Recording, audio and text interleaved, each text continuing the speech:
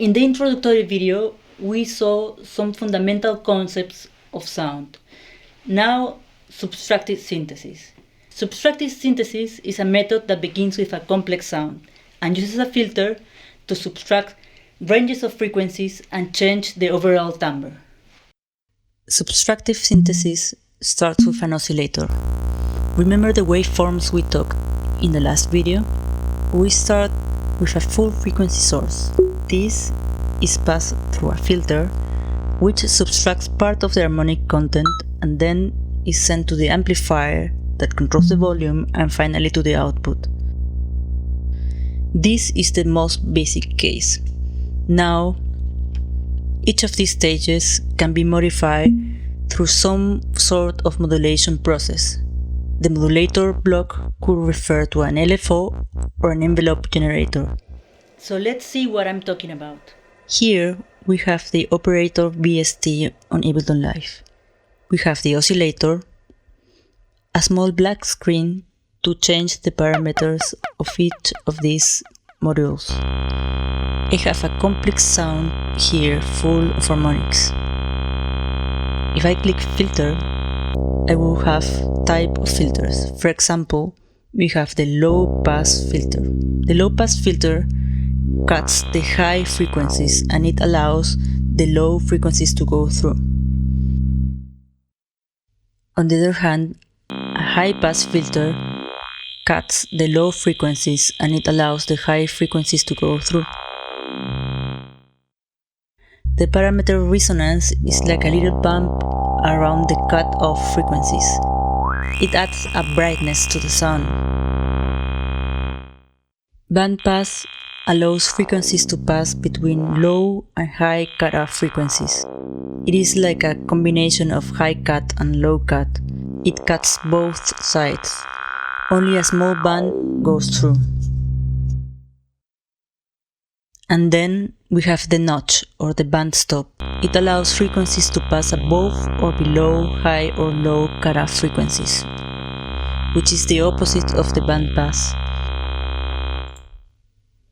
To modulate the filter, we have the LFO, the low frequency oscillator.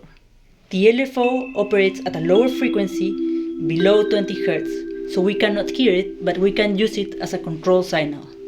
The most basic LFO is a sine wave. LFOs are an extremely common tool for modulating any number of parameters in a subtractive synthesis process. The default setting for the LFO here is to control the pitch. It shifts the pitch, but we want to use it to modulate the filter section, so we select filter. Amount is the amplitude of the signal, and rate the frequency. Now let's go to analog instrument. We have here two identical oscillators, a noise generator, the shape of each, the filter that fits the amp, and the volume sector where we can control the routing. We have two LFOs to control the filter, the pitch or the amplitude.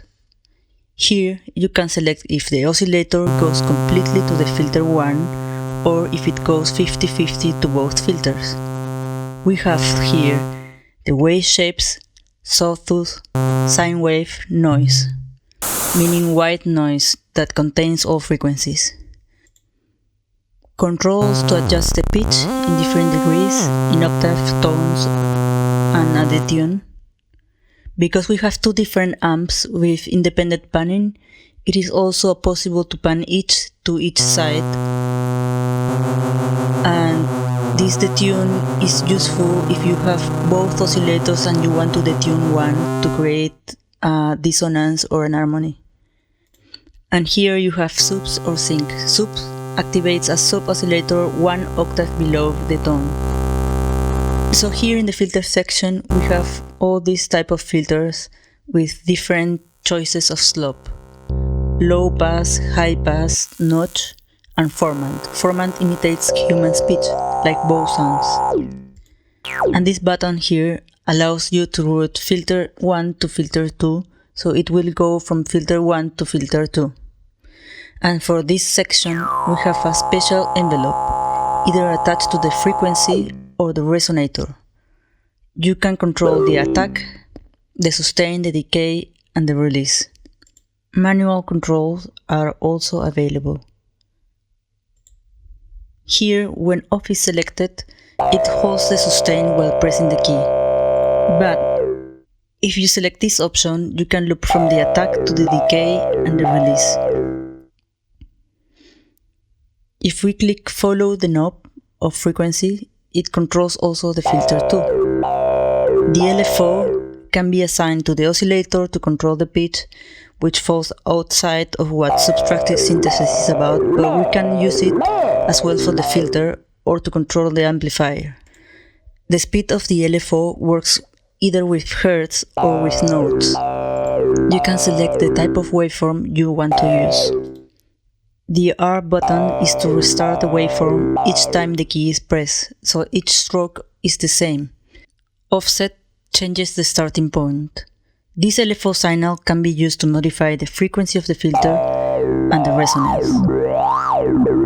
It can also be used to control the panning of the amplifier. Finally, one last important control to play with in this section is the vibrato.